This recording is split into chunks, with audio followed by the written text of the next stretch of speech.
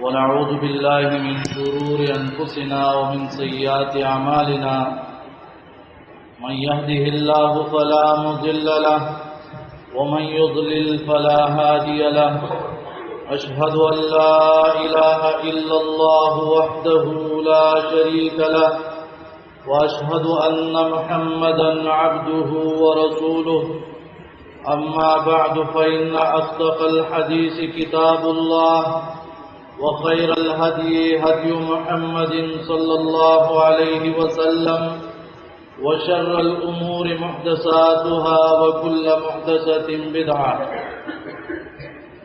أعوذ بالله السميع العليم من الشيطان الرجيم بسم الله الرحمن الرحيم فأولئك عسى الله أن يعفو عنهم وكان الله عفوا غفورا اللهم صل وسلم على نبينا محمد. بھائیو، مختلف موضوعات پر آپ کے سامنے خطبات میں وعظ و نصیحت کی جاتی ہے. پچھلے جمعے میں ہم نے امید کے موضوع پر بات کی تھی اور اس سلسلے میں قرآن کریم میں جتنے واقعات اور آیات ذکر ہیں اس کا تذکرہ کیا تھا. وعدے کے مطابق آج انشاءاللہ ہم اس بارے میں احادیث ذکر کریں گے کہ صحابہ کرام جو امیدیں رکھتے تھے تو اس کے ساتھ عمل ہوتا تھا. ہماری جو امیدیں ہیں جنت کی، کامیابی کی، اس کے ساتھ عمل نہیں ہوتا تو وہ امید ہمیں فائدہ دے گی جس کے ساتھ عمل ہوگا، جس کے ساتھ قربانی ہو، اخلاص ہو. ایک حدیث ہے انس بن مالک رضی اللہ عنہ کی روایت سے مسلم میں کہ نبی صلی اللہ علیہ وسلم نے معلومات حاصل کرنے کے لیے کچھ صحابہ کو بھیجا، کیونکہ اللہ کے نبی صلی اللہ علیہ وسلم نے کافروں اور مشرکوں کے قافلے پر حملہ کرنے کا ارادہ کیا تھا جو ابو سفیان کا قافلہ جا رہا تھا. پھر اس کے بعد جب معلومات لے کر آئے تو نبی صلی اللہ علیہ وسلم نے لوگوں سے کہا جن کی سواریاں تیار ہیں وہ ہمارے ساتھ چلے، بدر جانا ہے. تو کچھ لوگوں نے کہا کہ ہماری جو سواریاں اونٹیاں وغیرہ، اونٹ ہے، گھوڑے ہے، وہ دور ہے، مدینہ کے اس طرف ہیں، تو ہم جاتے ہیں وہاں سے لے آتے ہیں. تو اللہ کے نبی صلی اللہ علیہ وسلم نے فرمایا نہیں، جو تیار ہیں وہی میرے ساتھ. تو جو صحابہ کرام ان کے ساتھ سواریاں تھیں وہ چل پڑے. اللہ کے نبی صلی اللہ علیہ وسلم نے فرمایا کسی بھی چیز کی طرف اگر آگے بڑھنا ہو تو سب سے پہلے میں ہوں گا، مجھ سے پہلے کوئی نہ جائے. اور پھر اس کے بعد جب بدر کا معرکہ پیش آیا تو اس میں رسول اللہ صلی اللہ علیہ وسلم نے فرمایا قوموا الی جنت عرضها السماوات والارض، اے صحابہ اس جنت کی طرف اٹھو جس کی چوڑائی آسمانوں اور زمین کے برابر ہے. تو ایک صحابی تھا، اس کا نام تھا عمیر رضی اللہ عنہ. وہ فرمانے لگے یا رسول اللہ، اے اللہ کے رسول، جنہ عرضها السماوات والارض، ایسا باغ جس کی چوڑائی آسمانوں اور زمینوں کے برابر ہے، 7 آسمان 7 زمین. نبی صلی اللہ علیہ وسلم نے فرمایا نعم، ہاں اتنی بڑی جنتیں ہیں. تو وہ صحابی مارے خوشی کے کہنے لگا بخ بخ، اس طرح مجھے واہ واہ، اسی طرح وہ کہنا بخ بخ.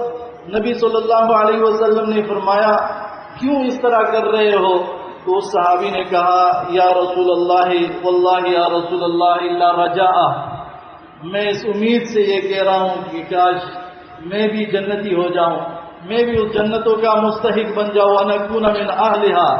تو نبی صلی اللہ علیہ وسلم نے اسے بشارت دے دی فإنک من اہلھا، تو اس جنتوں میں سے، وہ جنتیوں میں سے آپ بھی ہے، اس جنت میں جاؤ گے. تو وہ صحابی جو ہے وہ اس کے پاس کھجوروں کی ایک تھیلی تھی، اس سے کھجوریں نکال کے کھانا شروع کر دیا. اور پھر اچانک اس نے سوچا اگر میں کھجوریں کھاتا رہوں اور اتنی زیادہ اس پہ ٹائم لگے گا. جب مجھے کہا گیا کہ بس تجھے جنت جانا ہے تو اس کھجور کا کیا کروں؟ ان کھجور کو پھینک دیا اور میدان میں کود پڑا یہاں تک کہ شہید ہو گیا. ثم قاتلهم حتى قتل. یہ صحابہ کرام کی امیدیں تھی. اپنی جان لڑانے کے لیے، اپنی جان کو قربان کرنے کے لیے میدان میں اترے ہیں اور کہہ رہے ہیں اے اللہ کے رسول صلی اللہ علیہ وسلم، میں جو جنت کے تذکرے پر اتنا خوش ہو رہا ہوں تو یہ اس وجہ سے کہ میں امید رکھتا ہوں کہ اللہ مجھے اس میں داخل کرے. ان کے اعمال ایسے بڑے بڑے اعمال، اس کے بعد جا کے وہ امیدیں رکھ رہے ہیں. نبی صلی اللہ علیہ وسلم کی ایک اور حدیث ہے. ایک صحابی وہ بیمار پڑ گئے اور نوجوان ہیں، نوجوانی میں بیماری اور پھر موت کی بیماری کہ انسان مر رہا ہو، یہ لواحقین کے لیے، رشتہ داروں کے لیے بھی ایک بہت بڑا صدمہ ہوتا ہے. ترمذی میں یہ حدیث ہے، یہ بھی انس رضی اللہ عنہ سے روایت ہے. نبی صلی اللہ علیہ وسلم اس شاب کے پاس، اس نوجوان کے پاس آتے ہیں اور اسے کہا کیف تجدک، آپ کا کیا حال ہے؟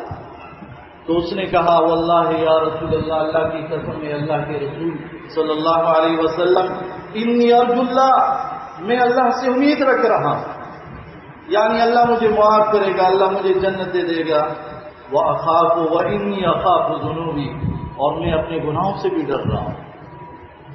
صحابہ دیکھیں ان کی حالت دیکھیں، کہہ رہے ہیں کہ امید بھی رکھ رہا ہوں لیکن اپنے گناہوں سے ڈر بھی رہا ہوں.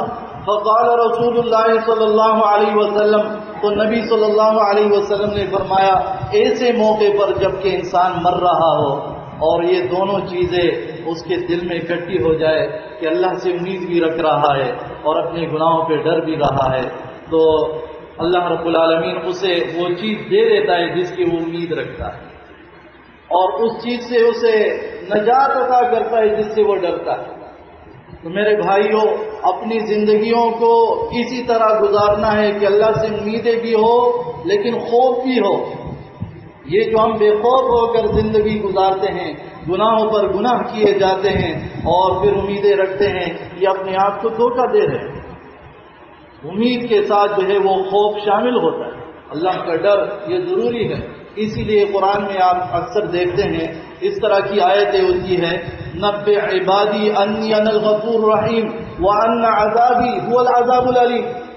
میرے بندوں کو خبردار کیجئے کہ میں بخشنے والا مہربان ہوں، غفور اور رحیم ہوں، اور بے شک اس بات پہ بھی خبردار کیجئے کہ میرا عذاب بڑا ہی دردناک عذاب. دونوں بات ایک ساتھ. اعلموا ان اللہ شدید العقاب وان اللہ غفور رحیم. جان لو کہ بے شک اللہ سخت سزا دینے والا ہے، اور یہ بھی جان رکھو کہ اللہ بخشنے والا مہربان ہے. تو ہم ایک بات کو مانیں دوسرے کو بھول جائیں، اپنے آپ کو ہی دھوکہ دیں گے. تو میرے بھائیوں، یہ صحابہ کرام کی وہ امیدیں تھیں. ایک اور حدیث ہے جو کہ بہت ہی بہترین حدیث ہے بخاری میں، اور صحابہ کرام اس حدیث کے بارے میں بہت تحقیقات کرتے تھے کہ وہ 40 اعمال کون کون سے ہیں تاکہ ہم اس کو حاصل کریں. عبداللہ ابن عمر رضی اللہ عنہما سے روایت ہے کہ رسول اللہ صلی اللہ علیہ وسلم نے فرمایا 40 خصلتاً، 40 ایسی نیکیاں ہیں، خصلتیں ہیں، صفات ہیں، کوئی بھی اگر اس کو کرتا ہے ثواب کی امید رکھتے ہوئے، رجا یہاں امید، عمل کرتے ہو وہ عمل کرو گے اور امید رکھو گے، وہ تصدیق موعودها، اور اللہ کی وعدوں پر یقین کرو گے، سچا جانو گے، الا ادخلہ اللہ بها الجنہ، تو ان 40 اعمال کے ذریعے اللہ رب العالمین اس بندے کو جنت میں داخل کر دے گا. صحابہ کہتے ہم تلاش کرتے کہ یہ کون کون سے اعمال ہے. فرماتے ہیں کہ سلام کا جواب دینا، کسی کو چھینک آئے تو اس کا جواب دینا.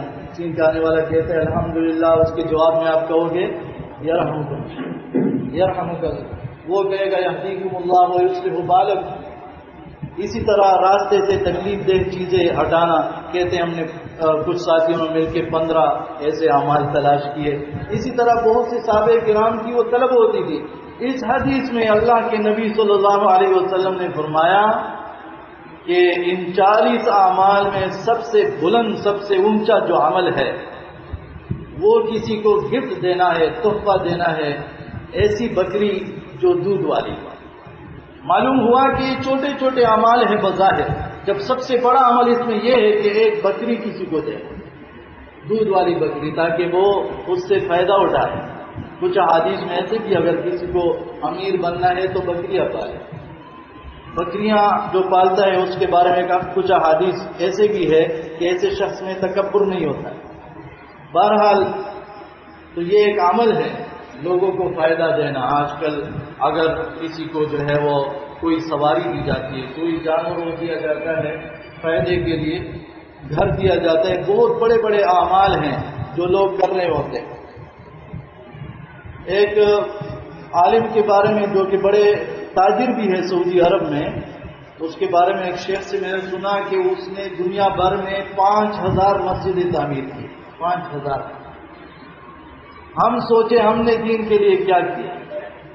بے شک ہم نے کھانے پینے کے لیے، لباس کے لیے، اپنے فائدے کے لیے، گھر بار کے لیے، جائیدادوں کے لیے بہت محنتیں کی، بہت بھاگ دوڑ کی ہے۔ میں یہ پوچھ رہا ہوں ہم نے آخرت کے لیے کیا کیا، دین کے لیے کیا کیا؟ تو یہ امیدیں، اعمال آپ جاری رکھو گے اور اللہ رب العالمین سے امید رکھو گے۔ ایک اور بہت ہی بہترین حدیث ہے ترمذی کی، انس بن مالک رضی اللہ عنہ سے روایت ہے۔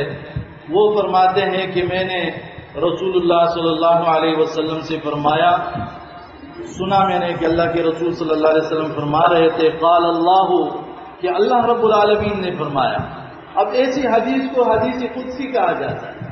اللہ رب العالمین خود فرماتے ہیں، یا ابن آدم انک ما دعوتنی ورجوتنی غفرت لك على ما كان فيك ولا ابالي۔ اگر تم مجھے پکارو گے، اے انسان، اللہ رب العالمین خود فرما رہے، اے انسان اگر تم مجھے پکارو گے اور مجھ سے امید رکھو گے تو میں تجھے بخش دوں گا تیرے جتنے بھی اعمال ہو، جیسے بھی اعمال ہو، ولا ابالی، اور میں کوئی پرواہ نہیں رکھتا، کوئی ڈرتا نہیں ہوں۔ اللہ سے کوئی پوچھنے والا نہیں ہے کہ اس بندے نے 2 لاکھ گناہ کیے تھے کیوں معاف کر دیا، کیوں اس بندے کو معاف کر دیا، لاکھوں گناہ کیے اس نے کیوں معاف کر دیا۔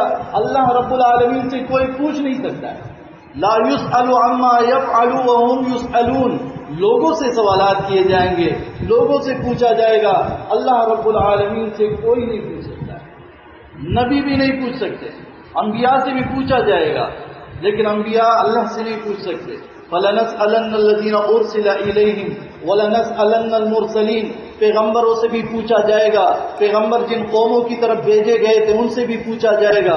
اللہ رب العالمین سے پوچھنے والا کوئی بھی نہیں، کسی بھی معاملے۔ تو اللہ رب العالمین فرماتا ہے میں بخش دوں گا، اور اے انسان، اے آدم کی اولاد، اگر تیرے گناہ اتنے بڑھ جائے کہ آسمان کے کناروں تک پہنچے، اور اگر تیرے گناہ اتنے بڑھ جائے کہ ساری زمین اس سے بھر جائے، ثم لقیتنی، پھر تم مجھ سے ملے، لا تشرک بی شیئا، لیکن تم نے ایک کام کیا ہو کہ میرے ساتھ کسی کو شریک نہ دے، تو جتنے تیرے گناہ ہے اتنی میں مغفرت تجھے دوں، بخشش دے دوں۔ یہ بہت بڑی بات ہے میرے بھائیوں، کوشش کریں کہ صحیح عقیدہ وہ سیکھے بھی اور دوسرے لوگوں کے بارے میں بھی فکر مند ہو کہ ان کے عقائد درست ہو جائے، اور اس کے لیے بہترین طریقہ وہ دعوت کا طریقہ ہے۔ لوگ علم کے راستے پر آئے، لوگ قرآن اور حدیث کے دروس سنیں، لوگ علماء سے تعلق اور رابطہ رکھیں۔ میرے بھائیوں یہ بات ذہن میں رکھیں، خارجی اور خوارج صرف وہ لوگ نہیں ہوتے جو اپنے حکمرانوں سے بغاوت کرتے ہیں، خارجی وہ لوگ بھی ہوتے ہیں جو اپنے علماء سے بغاوت کرتے ہیں، جو اپنے علماء کے خلاف ہوتے ہیں، کیونکہ قرآن میں اولو الامر جو جن لوگوں کو کہا گیا ہے وہ حکمران بھی ہے، وہ علماء بھی ہے، ان کی اطاعت کا اللہ رب العالمین نے حکم دیا ہوا ہے، تو ان سے بہترین تعلق جو ہے اور ان کے بارے میں خیر خواہی یہ بہت زیادہ ضروری چیز ہے۔ ایک اور حدیث ہے کہ صحابہ کرام کس طرح امیدیں رکھتے تھے۔ ایک عالم نے لکھا کہ جب پرندے کا بچہ جو پیدا ہوتا ہے تو وہ پرندہ ابھی اس کے پر بنے نہیں ہوتے ہیں اور وہ آسمان کی طرف دیکھتا ہے کیونکہ اسے اڑنا ہے، اور جو جانور ہیں، گائے بیڑ بکریاں ہیں، وہ نیچے ہی دیکھتی ہیں، مرتے دم تک نیچے ہی دیکھتی ہیں، اس کی پوزیشن ایسی ہے۔ تو جو لوگ صرف دنیا کو دیکھتے ہیں وہ مرتے دم تک دنیا کے ہی ہے، اور جو اوپر دیکھنے والے ہیں اللہ رب العالمین کی طرف، جنتوں کی طرف، تو اللہ رب العالمین ان کو پرواز دے دیتا ہے۔ جو اللہ کے لیے تھوڑی سی محنت کرتا ہے اللہ رب العالمین ان کی محنتوں کا صلہ دیتا ہے، ان کے لیے راستے کھولتا ہے۔ سہل بن سعد رضی اللہ عنہ وہ فرماتے ہیں کہ رسول اللہ صلی اللہ علیہ وسلم نے فرمایا، میں کل ایسے شخص کو جھنڈا دوں گا خیبر کے موقع پر کہا، جس کے ہاتھ پر اللہ فتح دے گا کافروں کے خلاف۔ اب رات ہے درمیان میں، کل تک ہو گئی، ساری رات صحابہ کرام باتیں کر رہے ہیں، بات الناس یذوق، ساری رات باتیں کر رہے ہیں کہ کون خوش نصیب ہوگا، ہر ایک کہہ رہا ہے، امید رکھ رہا ہے مجھے دے کہ اللہ میرے ہاتھوں سے جو ہے وہ فتح نصیب فرمائے۔ اور ایسی بات کہ اللہ اس سے محبت کرتا ہے اور وہ اللہ سے محبت کرتا ہے، تو اس بات کی امید کے لیے ہر ایک یہ چاہ رہے تھے۔ اور جب صبح ہو گئی تو نبی صلی اللہ علیہ وسلم نے فرمایا، این علی بن ابی طالب، علی رضی اللہ عنہ کہاں ہے؟ لوگوں نے کہا اس کی تو آنکھیں دکھ رہی ہے، آنکھیں اس کی تکلیف میں ہیں، تو کہا کہ اس کی طرف کسی کو بھیجو میرے پاس آ جائے۔ پھر جب وہ آ گیا تو اللہ کے نبی صلی اللہ علیہ وسلم اپنا لعاب مبارک اس کی آنکھوں پر لگایا اور وہ صحیح سلامت ہو گیا، تندرست ہو گیا، معجزہ تھا اللہ کے نبی صلی اللہ علیہ وسلم۔ اور پھر فرمایا علی رضی اللہ عنہ کو بھیجا، وہ کہہ رہا ہے کہ میں ان سے لڑوں گا یہاں تک کہ یہ ہماری طرح ہو جائے، لوگ یعنی مسلمان ہو جائے۔ اللہ کے نبی صلی اللہ علیہ وسلم نے فرمایا، ادب اور سکینہ، آرام اور اطمینان کے ساتھ جاؤ اور لوگوں کو اللہ کی طرف بلاؤ، اسلام کی طرف ان کو بلاؤ، وَأَخْبِرْهُمْ بِمَا يَجِبُ عَلَيْهِمْ مِنْ حَقِّ اللَّهِ فِيهِ، اور اللہ کا جو حق ان لوگوں پر لازم ہے ان کو خبردار کریں۔ اور پھر کہا، اللہ کی قسم، نبی صلی اللہ علیہ وسلم، اللہ کی قسم، اے علی رضی اللہ عنہ، اگر تیرے ہاتھ پر اللہ نے کسی ایک بھی شخص کو ہدایت دے دی تو یہ کسی شخص کو ہدایت مل جانا تیرے لیے سرخ اونٹوں سے بہتر ہے۔ یہ سرخ اونٹ اس وقت جو ہے بہت بڑا مال تھا، بہت زیادہ۔ آج کل جیسے قیمتی سی قیمتی گاڑی ہو اور آپ کسی سے کہتے ہو اگر تیرے ہاتھ میں کوئی صحیح ہو گیا، کوئی سیدھے راستے پر چل پڑا، تو یہ تیرے لیے اس جہاز سے بہتر ہے، ریل گاڑی سے بہتر ہے۔ تو یہ ایسی بات ہے۔ تو میرے بھائیو، یہ امید کی چیزیں ہوتی ہیں۔ آپ کے ہاتھوں کسی کو ہدایت ملتی ہے، آپ مر جاتے ہو، آپ کا اکاؤنٹ بند نہیں ہو۔ سب سے بڑی بات یہ ہے، ایسا نہ ہو کہ ہماری زندگی ایسے گزر جائے 50-60 سال مرتے ہوئے بس ہمارے نام اعمال بند ہو جائے۔ موت اصل میں یہ ہے، وہ موت نہیں ہے کہ آپ مر جاؤ اور نام اعمال کھلا ہے، وہ موت نہیں ہے۔ جس طرح شہداء ہیں، جس طرح انبیاء ہیں، جس طرح علماء کرام ہیں، جس طرح صدقہ جاریہ کرنے والے لوگ ہیں، جس طرح اسلامی ملک کے سرحدات پر حفاظت کرنے والے لوگ ہیں، ان کے نام اعمال بند نہیں ہوتے، نام اعمال ان کے کھلے ہوتے ہیں اور اس پہ اعمال لکھے جاتے ہیں۔ تو ہمیں بھی ایسا کرنا چاہیے کہ اگر ہم مر بھی جائیں تو مرے نہیں حقیقت۔ وَلَا تَقُولُوا لِمَنْ يُقْتَلُ فِي سَبِيلِ اللَّهِ أَمْوَاتٌ، علماء مرتے نہیں ہیں، شہداء مرتے نہیں ہیں، انبیاء وہ مرتے نہیں ہیں، اس حوالے سے کہ ان کے ثواب اور ان کے اعمال وہ جاری ہوئے ہیں۔ جتنے لوگ ان کی وجہ سے اعمال کر رہے ہیں ان کو ثواب ملتا ہے، ان کے نام اعمال میں لکھا جاتا ہے، اور یہ کس قدر زیادہ ہوتا ہے۔ ایک اور حدیث ہے ابو ہریرہ رضی اللہ عنہ کی، ترمذی میں، نبی صلی اللہ علیہ وسلم نے صحابہ سے کہا، کچھ صحابہ بیٹھے ہوئے تھے ان کے پاس آئے اور کہا کہ میں تمہیں خبردار نہ کر دوں کہ لوگوں میں سے تم میں سے بہتر کون ہے اور برا کون ہے، اچھا کون ہے برا کون ہے؟ تو صحابہ کرام نے کہا، بلا کیوں نہیں یا رسول اللہ، اے اللہ کے رسول صلی اللہ علیہ وسلم، ہمیں خبردار کیجیے تاکہ ہم جان سکے کہ اچھا کون ہے برا کون ہے۔ آپ میں سے کون جاننا چاہتے کہ اچھا کون ہے، ہم میں سے برا کون ہے؟ تو فرمایا خیرکم من یرجی خیر، تم میں سے بہتر وہ ہے جس سے خیر کی امید رکھی جاتی ہے، جس سے خیر کی توقع رکھی جاتی ہے۔ اگر آپ کا والد آپ سے خیر کا توقع رکھتا ہے، آپ کے بیٹے، آپ کے بھائی، آپ کا پڑوسی، آپ کا دوست، آپ کا استاد، آپ کا پارٹنر آپ سے خیر کی توقع رکھتا ہے کہ یہ بندہ اچھائی کرے گا، یہ ظلم نہیں کرے گا، یہ دھوکہ نہیں دے گا، یہ فراڈ نہیں کرے گا، تو آپ اچھے انسان ہیں۔ اگر آپ سے لوگ ڈر رہے ہیں، شر کی امید رکھ رہے ہیں، شر کی توقع رکھ رہے ہیں کہ یہ نقصان دے گا، یہ ظلم کرے گا، یہ زیادتی کرے گا، یہ خیانت کرے گا، تو برے انسان ہیں۔ اس ترازو پر ہمیں اپنے آپ کو چیک کرنا چاہیے، دیکھنا چاہیے کہ ہم کیسے ہیں۔ ایک اور حدیث ہے بخاری کی، نبی صلی اللہ علیہ وسلم نے ایک مرتبہ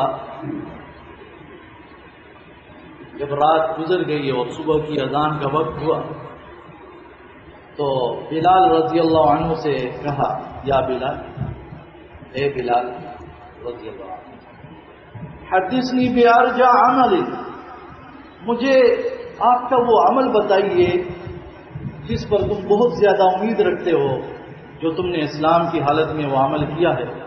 کیونکہ جب میں جنتوں میں پھر رہا تھا تو میں نے آسمانوں میں تیرے جوتوں کی چاپ اپنے آگے سنی۔ بلال رضی اللہ عنہ سے کہتے ہیں بین یدی فی الجنہ، جنت میں وہ کہتا ہے کہ میں نے یہ بہت زیادہ امید والا کام کیا ہے کہ جب بھی میں بے وضو ہو جاتا ہوں، دن ہو یا رات ہو، تو میں فوراً جو ہے وہ وضو کرتا ہوں اور اس وضو کے بعد نماز پڑھتا ہوں۔ ماں کو بلی جتنی اللہ مجھے توفیق دیتا ہے، یعنی 2 رکعت 4 رکعت اللہ توفیق دیتا ہے، نفل نماز۔ یعنی ان کی زندگی، بلال رضی اللہ عنہ کی زندگی پوری طہارت میں، جیسے ہی وہ بے وضو ہوتا، چاہے دن ہو یا رات ہو، وہ اٹھ کے وضو بناتا اور پھر اس وضو کے بعد 2 رکعتیں وہ نماز پڑھتا تھا نفل۔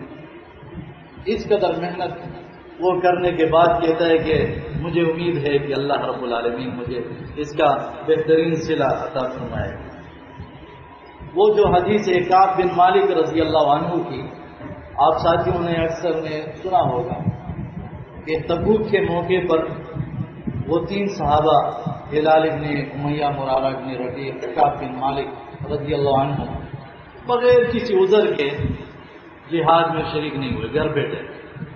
آج چلتے ہیں، آج چلتے ہوئے اتنے میں لشکر واپس بھی آئے۔ اب معاملہ یہ ہوا کہ جب اللہ کے نبی صلی اللہ علیہ وسلم واپس آئے تو جو منافقین لوگ تھے وہ آتے اور جھوٹے بہانے پیش کرتے کہ ہمارے گھر میں یہ مسئلہ تھا، ہماری کھیتیوں کا مسئلہ تھا، بچوں کا مسئلہ یہ، اور اللہ کے نبی صلی اللہ علیہ وسلم وہ سب کی باتیں سنتے، اچھا گمان کر کے اور جو کہتا اچھا ٹھیک ہے۔ یہاں تک کہ سورہ توبہ میں آیت نازل ہوئی، عفا اللہ عنک لما اذنت لهم حتى يتبين لك، اللہ تجھے معاف کرے، یہ لوگ آتے ہیں بہانے کرتے ہیں، تم کیوں سب کو اجازت دیتے ہو؟ ٹھیک ہے۔ یعنی اللہ کے نبی صلی اللہ علیہ وسلم رحمۃ للعالمین تھے، لوگوں کے پیچھے پڑتے نہیں تھے، جب کوئی بات کہتا تو بس کہتا ہاں ایسا ہی ہوگا۔ تو یہ صحابی آتا ہے اللہ کے نبی صلی اللہ علیہ وسلم کے پاس اور کہتا ہے کہ میں نے سلام کیا، اللہ کے نبی صلی اللہ علیہ وسلم مسکرائے لیکن غصے کی حالت، مسکرائے بھی غصے، جیسے غصے کی حالت ہوتی ہے۔ تو میں اس کے آگے آ کے بیٹھ گیا تو مجھے اللہ کے نبی صلی اللہ علیہ وسلم نے کہا کہ ما خلف، تم کیوں نہیں گیا؟ تم نے تو سواری خریدی نہیں؟ تو یہ کہتے ہیں ہاں میں نے خریدی تھی، اور اگر میں دنیا میں کسی اور کے پاس بیٹھا ہوتا تو میں باتوں میں بڑا تیز ہوں، اس کو جو ہے قائل کر دیتا اپنی باتوں، لیکن اے اللہ کے رسول صلی اللہ علیہ وسلم اگر میں جھوٹ بولوں تو اس وقت آپ راضی ہو جائیں گے، لیکن اللہ تجھے خبردار کر دے، اور اگر میں سچ بولوں تو اس وقت آپ ناراض ہو جائیں گے، لیکن میں اللہ سے امید رکھتا ہوں کہ اللہ رب العالمین میرے لیے وہ بہتر راستہ انجام میرے لیے بہتر بنائے۔ یہ اس کی امید تھی۔ واللہ ما، صاف بتا دیا، واللہ ما کان لی عسر، مجھے کوئی عذر نہیں تھا، کوئی بھی مسئلہ نہیں تھا، اور خوب مضبوط تھا، بالکل آسانی تھی بس جہاد سے میرے نے نہیں کیا۔ تو رسول اللہ صلی اللہ علیہ وسلم نے سن کے کہا یہ بندہ جو ہے اس نے سچ کہا، اور اسے کہا تم جاؤ، ابھی اٹھو جاؤ، یہاں تک کہ اللہ تیرے بارے میں کوئی فیصلہ نہ دے۔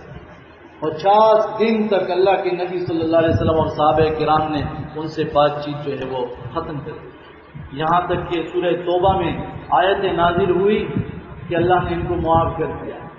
اور پھر صحابہ دوڑ دوڑ کے، کوئی بھاگ کر، کوئی گھوڑے پر سوار ہو کر، کوئی پہاڑی کے اوپر چڑھ کر، کوئی گلیوں کے اندر جا رہے ان کو خوشخبری دینے کے لیے، اور یہ نماز پڑھ رہا تھا اپنے چھت پر گھر کے اوپر، اور جب صحابہ نے ان کو آوازیں دے دے کر خوشخبریاں دی تو جس کی پہلی جو ہے آواز آئی تھی پھر اس نے اس کو جوڑا دیا وہ خوشخبری دینے کے لیے۔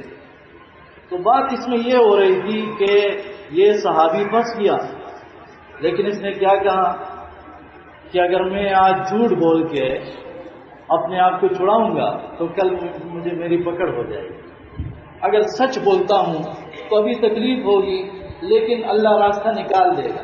ہمارے لیے بھی یہ اسوہ حسنہ ہے، ہمارے لیے اسوہ حسنہ ہے، ہم جھوٹ نہ بولیں، کیونکہ جھوٹ آخرکار پکڑا جائے گا اور وہ دوست آپ سے مکمل ناراض ہو جائے گا جس سے بھی آپ نے جھوٹ بولا۔ اور اگر آپ نے سچ بولا ہو سکتا ہے کہ وہ وقتی طور پر آپ سے ناراض ہو جائے لیکن بعد میں تمہاری محبت اللہ رب العالمین وہ بڑھا جائے۔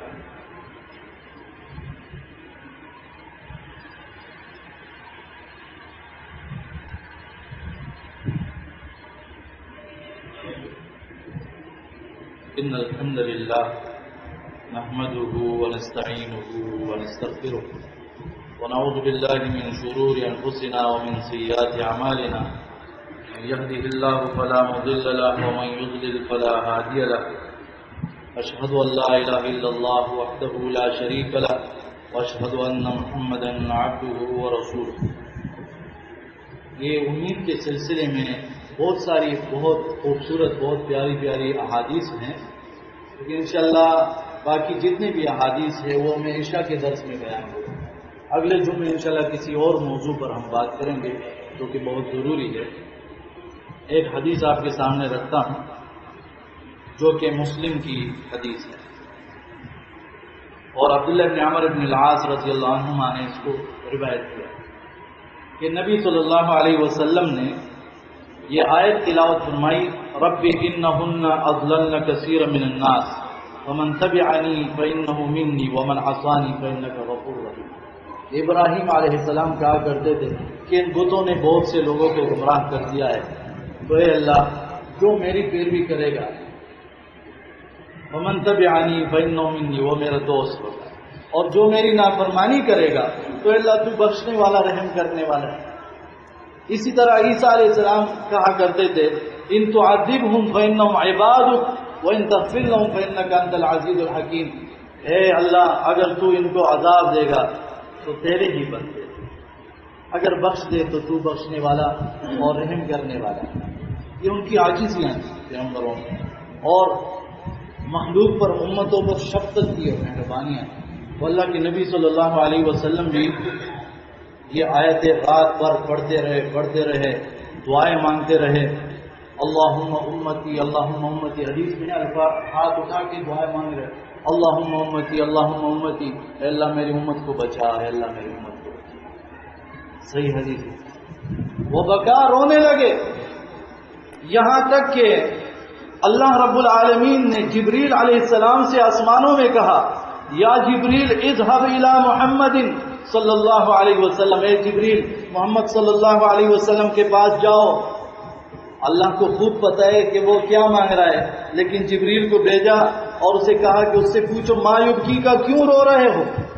فأتاه جبریل علیہ السلام، جبریل علیہ السلام آسمان سے آتے ہیں نبی صلی اللہ علیہ وسلم کے پاس اور اسے کہا کہ اللہ رب العالمین نے بھیجا ہے، کیوں رو رہے ہو؟